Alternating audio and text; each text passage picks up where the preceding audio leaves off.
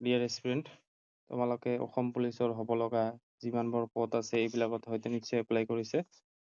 আজি মই এইটো ভিডিঅ'ত কিছুমান মেথছৰ টপিক লৈ আহিছোঁ। ফাৰ্ষ্ট মোৰ টপিকটো হ'ব লাগিছে ৰেচিঅ' এণ্ড প্ৰপৰ্চন। অতি কম সময়ৰ ভিতৰত তোমালোকে কেনেদৰে এটা ৰেচিঅ' এণ্ড প্ৰপৰ্চনৰ গণিতবিলাক চল্ভ কৰিব পাৰিব, ট্ৰিকৰ সহায়ত মই আজি এইটো ভিডিঅ'ৰ জৰিয়তে সলিউশ্যন কৰি দেখুৱাই দিম তোমালোকক।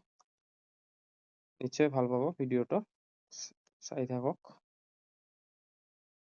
আজি প্ৰথম কুৱেশ্যনটো দিয়া আছে a:b is equal to 5:3, b:c is equal to 2:3, c:d is equal to 7:3. Find the value of a:b:c:d.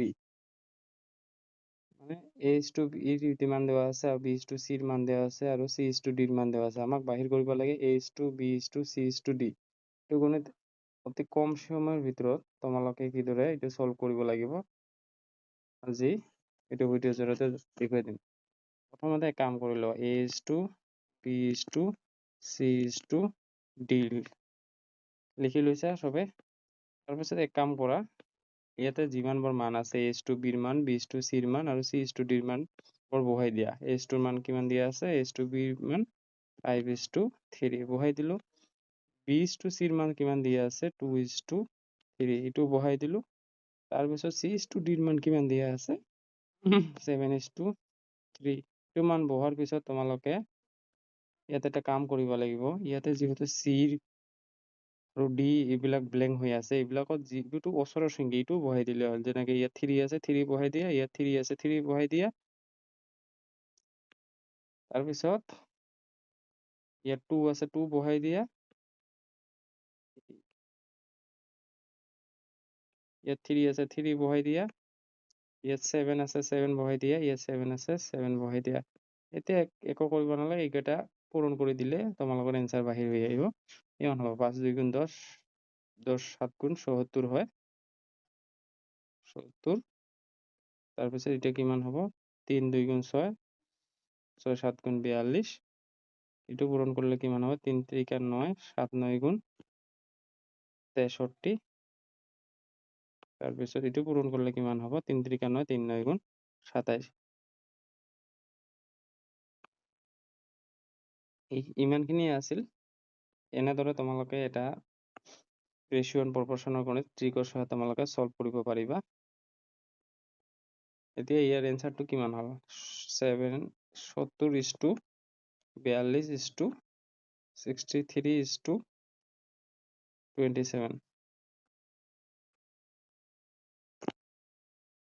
Next question আমাৰ দিয়া আছে, যদি a:b 2:3 হয় and b:c 5:7 হয়, find the value of a:b:c. আমি আগত প্ৰথম কোশ্চেনটো যেনেকে কৰিলো তেনেকে কৰিলে হ'ল। ইয়াত a:b:c যিহেতু বাহিৰ কৰিব দিছে, প্ৰথমতে এইটো লিখি লোৱা। তাৰপিছত ইয়াতে তোমালোকে মানবিলাক যিবিলাক দিয়া আছে এইবিলাক পুট কৰি দিয়া।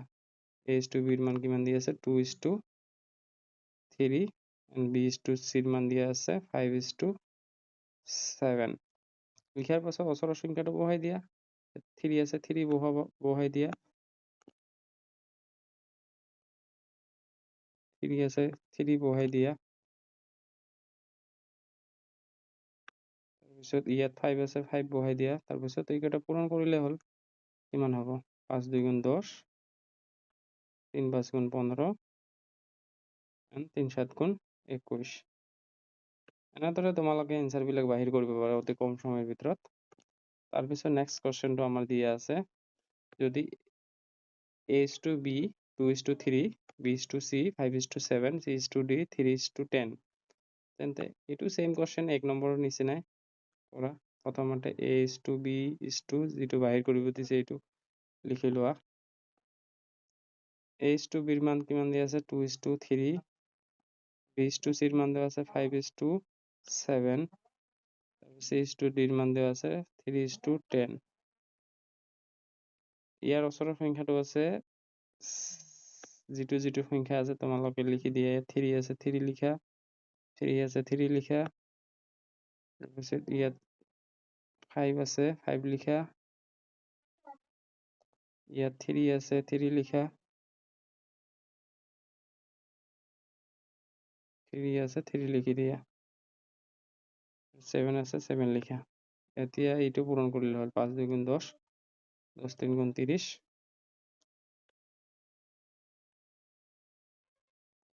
5 3 গুণ 15,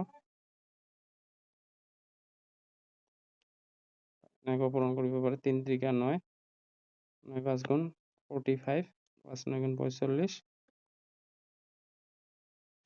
3 3 9, 9 7 গুণ 63, 7 10 গুণ 70, 70 এর লগত 3 পূরণ করলে কিমান হ'ব? 3 7 21 210।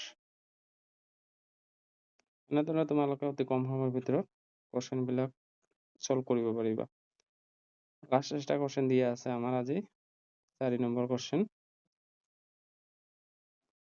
a:2b 5:3, তেন্তে find the value 3a plus 2b 3a minus 2b।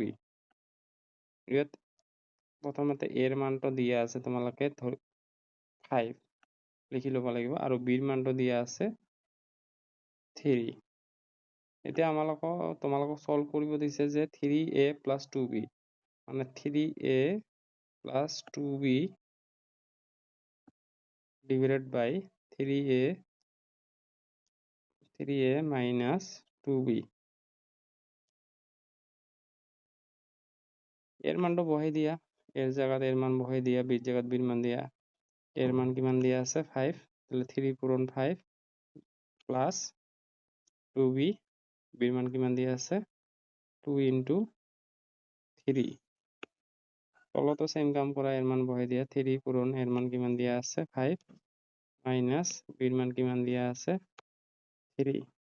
এতিয়া এইটা পূরণ করা, 3 5 গুণ 15 মাইনাস 3 2 গুণ 6 ডিভাইডেড বাই 3 5 গুণ 15 মাইনাস 3 2 গুণ, সরি উপরত প্লাস হবো, তলত মাইনাস 3 2 গুণ 6 কিমান হবো 15 6 যোগ কৰিলে 21, তলত হবো 15 থেকে 6 গেলে 9। একটু কাটাকাটি করে দিব পারা, 3 3 9, 3 7 গুণ 21, অ্যান্সারটো হবো 7/3। এনেদৰে অতি কম সময়ৰ ভিতৰত তোমালোকে ৰেচিঅ' এণ্ড প্ৰপৰ্চনৰ গণিতবিলাক সলভ কৰিব পাৰিবা। পাৰ্ট বাই পাৰ্ট ভিডিঅ' আহি থাকিব, ভাল লাগিলে শ্বেয়াৰ কৰি দিব।